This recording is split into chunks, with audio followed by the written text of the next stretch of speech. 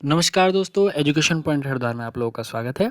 आज हम पढ़ने वाले हैं ब्रह्मांड और ब्रह्मांड से संबंधित जितनी भी परीक्षाओं में प्रश्न पूछे जाते हैं उन सभी को यहाँ कवर करने का प्रयास करेंगे। तो आइए शुरुआत कर लेते हैं ब्रह्मांड से। तो कहा जाता है कि 1749 में एक फ्रांसीसी वैज्ञानिक, वो हैं कास्ते द बफन। क्या नाम है? कास्ते द बफन। तो इन्होंने सबसे पहले ग्रहों की उत्पत्ति के संबंध में जानकारी दी थी। तो एक परिकल्पना जो प्रस्तुत की थी वो किसने की? सबसे पहले कास्ते द बफन ने। ये फ्रांसीसी वैज्ञानिक थे, याद रखिएगा। सर्वप्रथम क्या किया इन्होंने? सर्वप्रथम एक परिकल्पना दी थी। किसके संबंध में? ग्रहों की उत्पत्ति के संबंध में। तो याद रखिएगा कि ग्रहों की उत्पत्ति के संबंध में सबसे पहले परिकल्पना किसने दी? कास्ते द बफन ने दी। कब दी? 1749। कैसे? ये कहाँ के वैज्ञानिक थे? फ्रांसीसी वैज्ञानिक थे। अब देखिए, जो ग्रहों की उत्पत्ति के संबंध में जानकारी मिलती है उसमें दो मत हैं। एक मत क्या है? द्वैतवाद, और एक है आपके अद्वैतवाद। ठीक है, एक है आपके अद्वैतवादी और एक है आपके द्वैतवादी। तो जो द्वैतवाद वाले हैं वो ये कहते हैं कि जो ब्रह्मांड के ग्रह हैं उनकी उत्पत्ति किससे हुई है? दो या दो से अधिक तारों के मेल से। दो या दो से अधिक, ठीक है, दो या दो से अधिक जो है तारे हैं उनके मेल से उत्पत्ति हुई है। और यहाँ क्या मानते हैं? यहाँ एक ही को आधार माना गया है। एक ही तारे को क्या माना गया है कि ब्रह्मांड के जो ग्रह हैं उनकी उत्पत्ति एक ही तारे के आधार पर हुई है, एक ही तारे से हुई है। याद रखिएगा। तो अद्वैतवादी हो गए वो जो एक ही तारे से उत्पत्ति मान रहे हैं, और द्वैतवादी हो गए वो जो दो तारे से मान रहे हैं। तो इसमें कौन कौन से ऐसे व्यक्ति हैं? जैसे आप देखेंगे लाप्लास। ठीक है, तो लाप्लास जो है उनकी परिकल्पना है, उसको बोलते हैं निहारिका। तो निहारिका की परिकल्पना लाप्लास द्वारा दी गई। और एक और हैं आपके कांट। क्या नाम है? कांट। तो ये जो हैं इन्होंने वायव्य राशि परिकल्पना दी थी। वायव्य राशि परिकल्पना। ठीक है, यहाँ द्वैतवाद में जो लोग हैं वो बहुत सारे हैं, तो उनमें देख लेते हैं। जैसे चैम्बरलिन। ठीक है, तो चैम्बरलिन की जो परिकल्पना है वो है आपकी ग्रहाणु परिकल्पना। क्या है? चैम्बरलिन की ग्रहाणु परिकल्पना। याद रखिएगा। जेम्स जीन्स की परिकल्पना है, फिर एक जेम्स जीन्स की परिकल्पना है। ये सब विस्तार पूर्वक हम अभी पढ़ने वाले हैं। जेम्स जीन्स की ज्वारीय परिकल्पना है। ज्वारीय, याद रखिएगा, ज्वारीय परिकल्पना है। फिर हैं आपके रसेल। तो रसेल की जो परिकल्पना है वो है आपकी द्वैतारक, दो तारों के आधार पर। ठीक है, द्वैतारक। ठीक है, एक है आपके ऑटो श्मिट।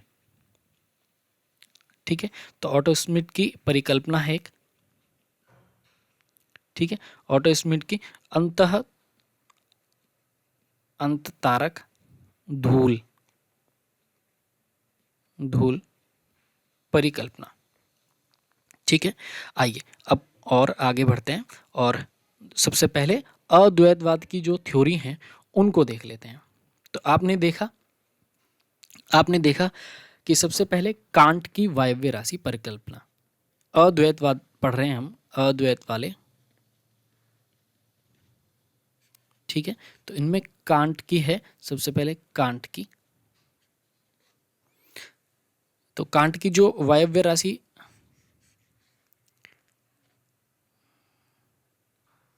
जो कांट की परिकल्पना है वो कौन सी है? वायव्य राशि परिकल्पना। तो कांट की वायव्य राशि परिकल्पना है, तो ये इन्होंने दी थी गैसियस। ठीक है, तो क्या है? गैसियस, आपकी गैसियस हाइपोथेसिस है इनकी। याद रखिएगा, इन्होंने दी थी 1755 में न्यूटन के नियम थे ना, न्यूटन के गुरुत्वाकर्षण के जो नियम थे उनके आधार पर इसने थ्योरी दी थी।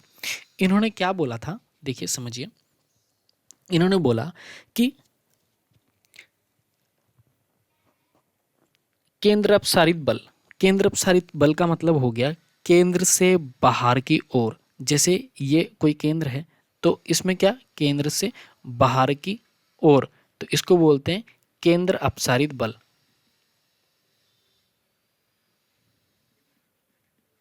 ठीक है, तो केंद्र अपसारित जो बल है के प्रयास से क्या हुआ कि एक जो निहारिका है, क्या, एक निहारिका, एक निहारिका, तो वो क्या होगा उससे, उस निहारिका से, ये मैंने मान ली निहारिका यानी कि नेबुला।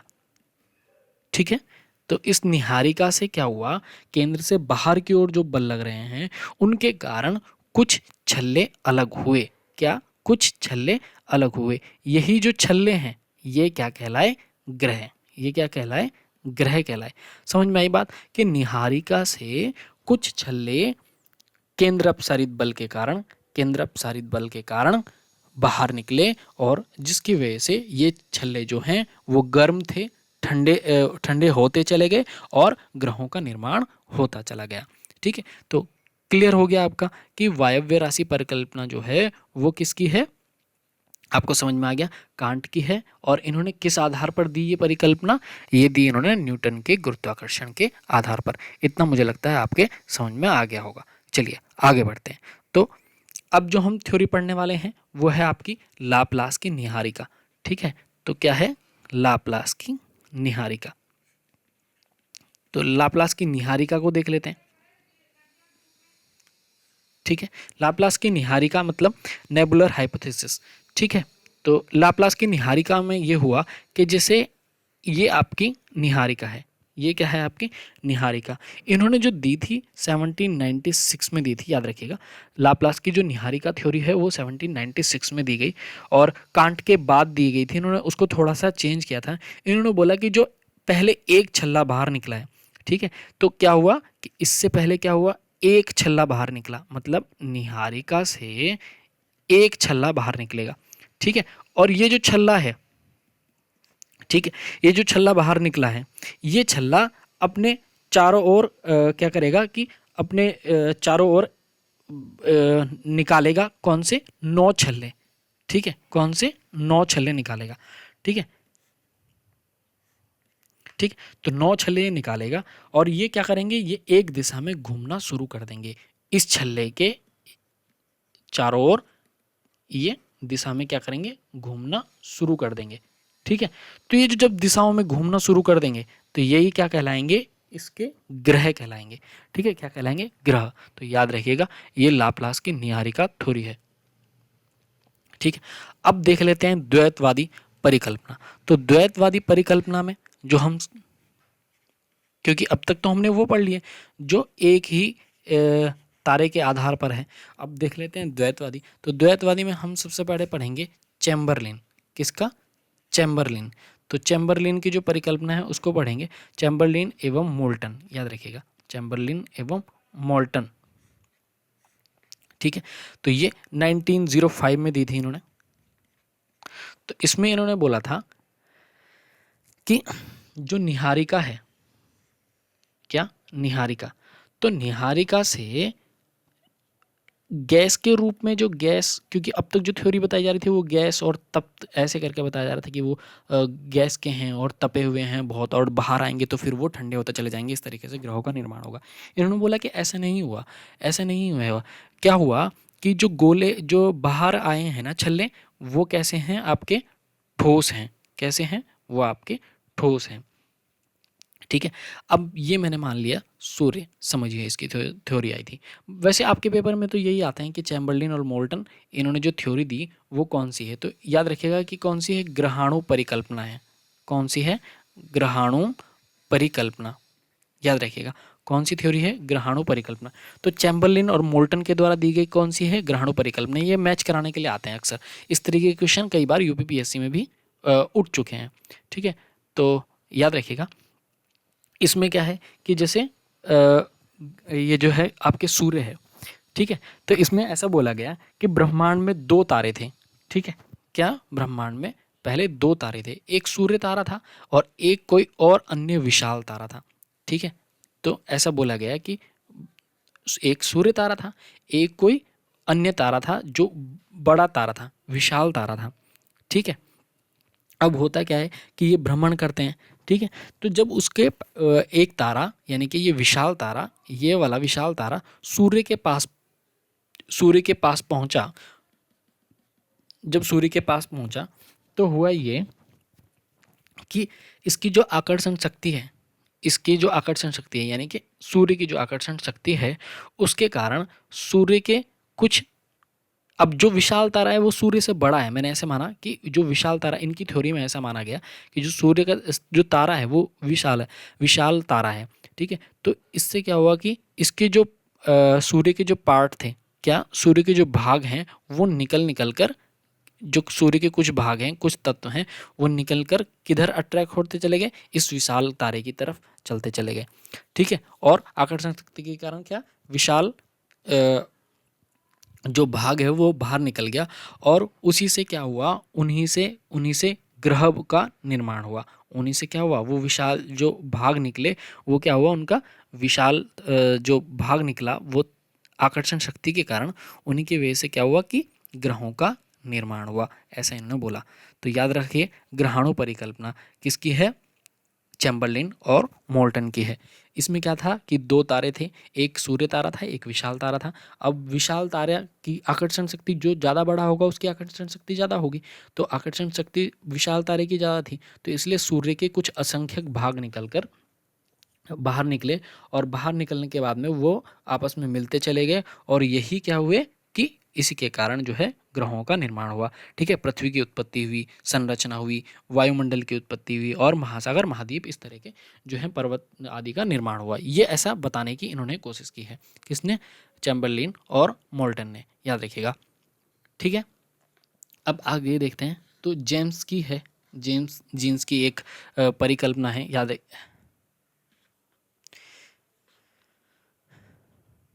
जेम्स जीन्स की जो परिकल्पना है उसको पढ़ लेते हैं।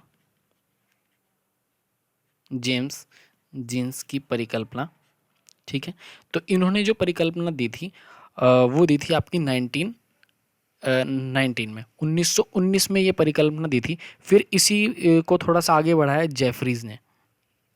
ठीक है, तो कहीं जेम्स जीन्स आए और जेफरीज आए तो आप थोड़ा सा कंफ्यूज ना हो कि वो एक ही परिकल्पना है। ठीक है, इनकी जो थ्योरी थी, हाइपोथेसिस थी, वो थी ज्वारीय परिकल्पना। क्या है, ज्वार। ठीक है, तो ज्वारीय परिकल्पना याद रखिएगा। ठीक है, तो सीधा क्वेश्चन आएगा कि जेम्स जीन्स और जैकरीज और सामने दे देगा ज्वारीय परिकल्पना। इसी तरीके से चैम्बरलिन और मोल्टन की दे देगा, सामने दे देगा ग्रहाणु परिकल्पना। ठीक है, और फिर जैसे कांट है तो उसके सामने दे देगा वायव्य राशि परिकल्पना, लाप्लास की दे देगा निहारिका, और इनमें से किसी को मिसमैच करा देगा, बोलेगा कि बताइए इनमें से कौन सा गलत है, सही नहीं है। तो उस तरीके से वो क्वेश्चन देता है अक्सर पेपरों में।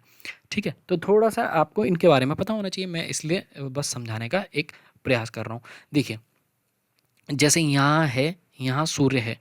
ठीक है, यहाँ क्या है आपका सूर्य, और यहाँ है कोई कोई अन्य तारा, यहाँ क्या है, कोई अन्य तारा। ठीक है, अब क्या हुआ, ये आपका सूर्य और ये क्या है, अन्य कोई तारा। तो ऐसा हुआ कि जैसे कोई तारा आया, ठीक है, अब तारा भ्रमण करता हुआ कहीं ब्रह्मांड में भ्रमण करता हुआ सूर्य के पास आया, सूर्य के पास है, तो क्या होगा कि जो बड़ा होगा, जो बड़ा होगा, जो बड़ा होगा उसका आकर्षण शक्ति ज़्यादा होगी। क्या, जो बड़ा होगा उसकी आकर्षण शक्ति क्या होगी, ज़्यादा होगी। तो आकर्षण शक्ति किसकी ज़्यादा है, मैंने माना कि यहाँ जो आकर्षण शक्ति है वो इस तारे की ज़्यादा है, उन्होंने माना, मतलब जेम्स जीन्स हैं, और उन्होंने बोला कि एक फिलामेंट के रूप में, अब जैसे ये सूर्य, ये सूर्य और ये विशाल तारा, वो तारा, ठीक है, अब जब आया तो सूर्य का फिलामेंट कुछ निकलकर बाहर आ गया। क्या, फिलामेंट निकलकर कुछ बाहर आया। ठीक है, तो इसीलिए वो ज्वारीय परिकल्पना कह रहा है। ज्वार में नहीं होता कि जैसे आकर्षण शक्ति के कारण क्या होता है, समुद्र का जो जल है वो ऊपर उठ जाता है, तो इसी तरीके से सूर्य का जो भाग है वो क्या हुआ, फिलामेंट जो है वो बाहर निकला। ठीक है, और फिलामेंट जब बाहर आया तो उसी की वजह से खिंचाव हुआ और ग्रहों की उत्पत्ति हुई। क्या हुआ, उसकी वजह से खिंचाव हुआ और वो भाग जो है वो अलग हो गया और वो भाग अलग होकर क्या बन गए, ग्रह बन गए। क्या बन गए, ग्रह, याद रखिएगा। तो वो भाग होकर अलग हो गया और फिर उसके बाद में जो है टूटकर वो अलग हो गया और फिलामेंट के रूप में जो है वो भाग अलग हो गया ठंडा होने के बाद और ग्रहों की उत्पत्ति हुई। और उसी के कारण क्या है, उनका जो आकार है और ये जो क्रम है, ये इस तरह की संरचना आगे बढ़ती चली गई। ठीक है, तो आप बस इतना याद रखिएगा कि किस तरीके से ज्वारीय है। तो कौन हो गया, जेम्स जेफरीज, और इनकी परिकल्पना कौन सी है, ज्वारीय परिकल्पना है। ठीक है, अब देख लेते हैं रसेल की द्वैतारक परिकल्पना। तो रसेल क्या कहते हैं, देखिए रसेल की द्वैतारक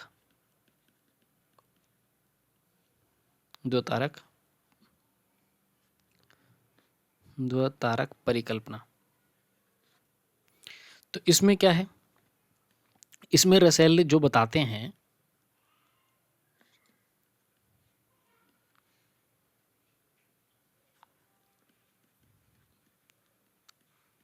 इसमें जो रसेल बताते हैं वो ये कहते हैं कि दो तारे, ठीक है, दो तारे और हैं।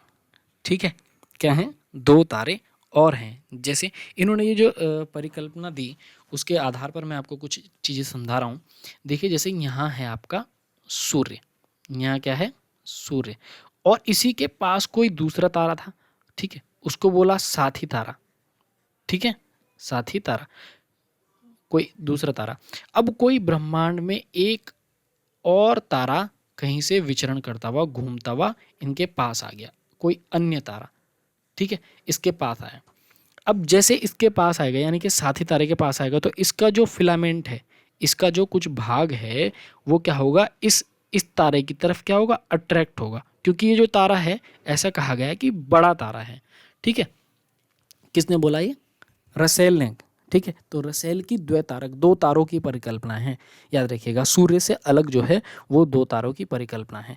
तो इसमें बस इन्होंने यही थोड़ा सा चेंज किया कि ये सूर्य के साथ नहीं हुआ। सूर्य, और देखिए आप ऊपर जो चैम्बरलिन ये था जेम्स जीन्स का, इसमें क्या हो रहा था कि एक सूर्य तारा था, एक सूर्य था और दूसरा एक साथी तारा था, है ना। और इन दो, इस सूर्य और ये साथी तारा बड़ा था, तो जिस वजह से सूर्य के जो फिलामेंट है वो अलग होकर और ग्रहों के रूप में निर्माण हुआ, है ना।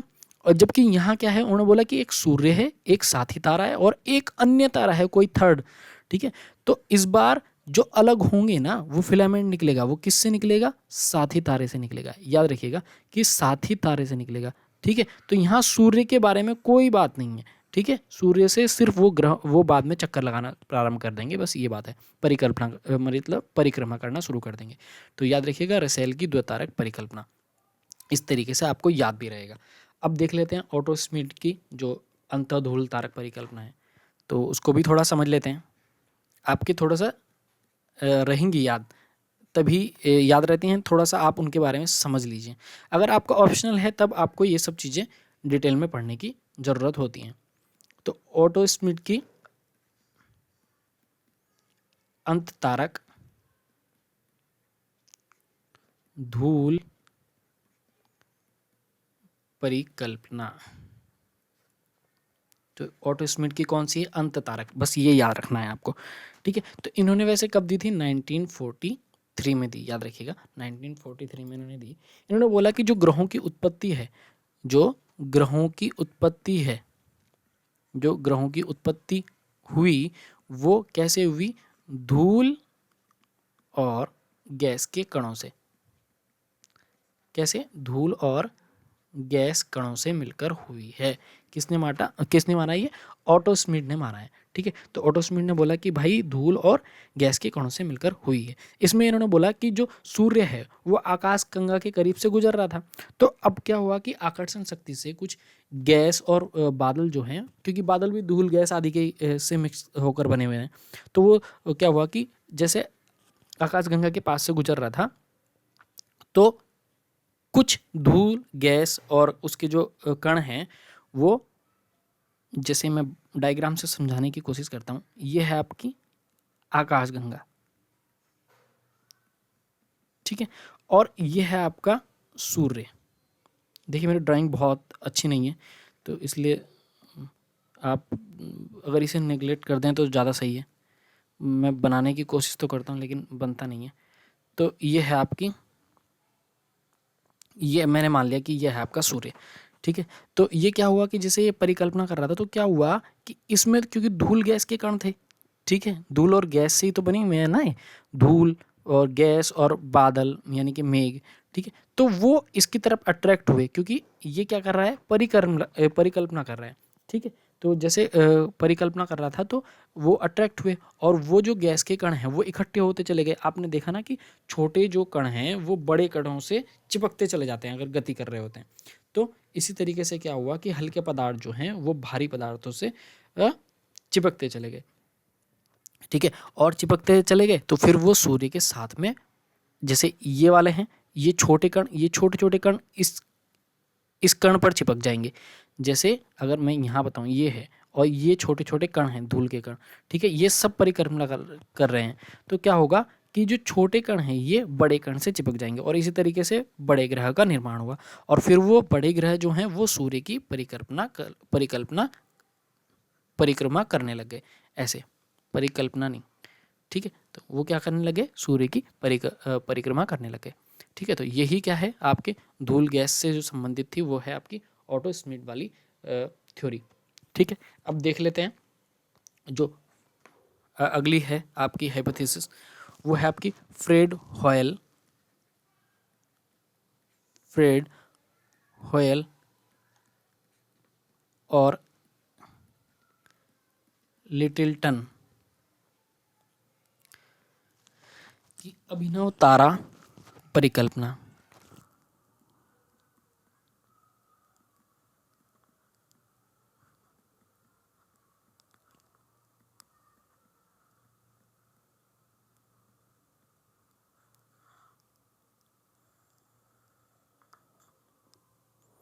ये भी इन्होंने कब दी, इन्होंने दी 1939 में, याद रखिएगा 1939 में इन्होंने ये थ्योरी दी।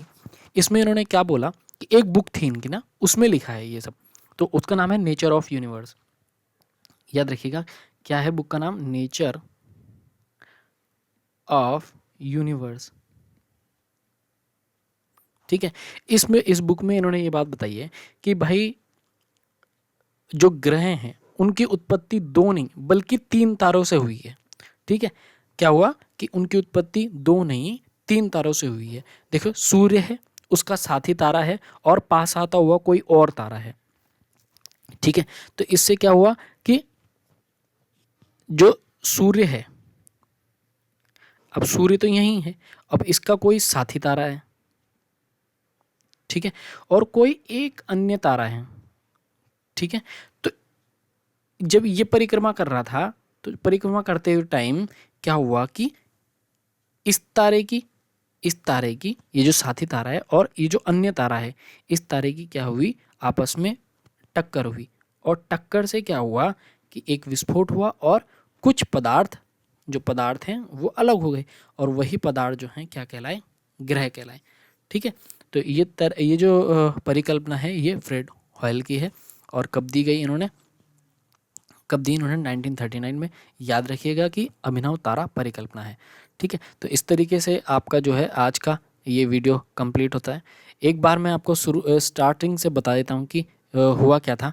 देखिए द्वैतवादी में वो हैं जिनमें दो तारों से या दो से अधिक तारों से परिकल्पना ये मानी गई है कि भाई ग्रहों का विकास हुआ है, ग्रह बने हैं। और अद्वैत में ये माना गया है कि एक ही तारे से ग्रह बने हैं, ठीक है। इसमें लाप्लास ने निहारिका का थ्योरी दी और जो कांट है उन्होंने वायव्य राशि, ये सब सामने लिखा हुआ है तो एक बार आप नोट कर लेंगे, हो जाएगा, ठीक है। अद्वैतवादी में जो है वो मैंने आपको बता ही दिया। अब अद्वैतवादी से शुरुआत करी थी हमने, तो कांट ने वायव्य राशि दी। इसमें यह बात बताई गई कि केंद्रापसारित बल के कारण ये हुआ कि केंद्रापसारित बल के कारण ये हुआ कि भाई केंद्र से बाहर की ओर बल लगा, ठीक है। ये निहारिका है, ये क्या है आपकी नेबुला। तो निहारिका के केंद्र से बाहर की तरफ बल लगा, तो बल लगा तो उसकी वजह से क्या हुआ कि छल्ले के रूप में, कुछ छल्लों के रूप में ये ग्रह बनते चले गए। बस ऐसा करके उन्होंने बताया, ठीक है। तो वही क्या कहलाए, ग्रह कहलाए। फिर आगे देखिए, लाप्लास जो है वो लाप्लास ने निहारिका की थ्योरी दी, ठीक है। लाप्लास की निहारिका जो थ्योरी है उसमें उन्होंने बोला कि जो निहारिका नेबुला है, तो नेबुला ने एक बड़े छल्ले का निर्माण करा और उस छल्ले से जो अलग छल्ले हैं वो 9 छल्ले बनते चले गए और वही क्या गए ग्रह हैं। द्वैतवादी जो परिकल्पना में है उसमें चैम्बरलेन और मोल्टन ने 1905 में दी। उन्होंने बोला ग्रहाणु परिकल्पना है। तो उसमें क्या हुआ कि एक विशाल तारा था और सूर्य था, ठीक है। और क्या कहते हैं, सूर्य के जो फिलामेंट है उससे नए तारों का निर्माण हुआ, नए ग्रहों का निर्माण हुआ, ठीक है। इस तरीके से बताया। जेम्स ने ये बात बोली कि सूर्य था और एक कोई तारा था। अब क्या हुआ कि जो विशाल तारा था, ठीक है, अब उससे नहीं हुआ, सूर्य के ही फिलामेंट से होकर तारे बनते चले गए, ठीक है। रसेल की जो द्वैतारक परिकल्पना है उसमें ये हुआ कि एक सूर्य था, एक साथी तारा था, एक और कोई अन्य तारा था, मतलब सूर्य के अलावा 2 तारे थे। तो साथी तारे का फिलामेंट अन्य तारे की वजह से, आकर्षण की वजह से ग्रहों के रूप में बदलता चला गया। फिर उसके बाद में ऑटो स्मिथ ने ये बात बोली कि भाई जो धूल और गैस के कणों से इसकी उत्पत्ति हुई है, ये बात बोला उन्होंने, ठीक है। फ्रेड और हॉयल जो हैं उन्होंने ये बात बोली कि भाई जो साथी तारा है और एक अन्य तारा है उन दोनों की टक्कर हो गई जिसकी वजह से इन ग्रहों का निर्माण हुआ है, ठीक है। तो ये आपकी जो थ्योरी है वो कंप्लीट होती है। अगले जो चैप्टर है उसमें हम ग्रहों के संबंधित और कुछ प्रश्न पढ़ेंगे।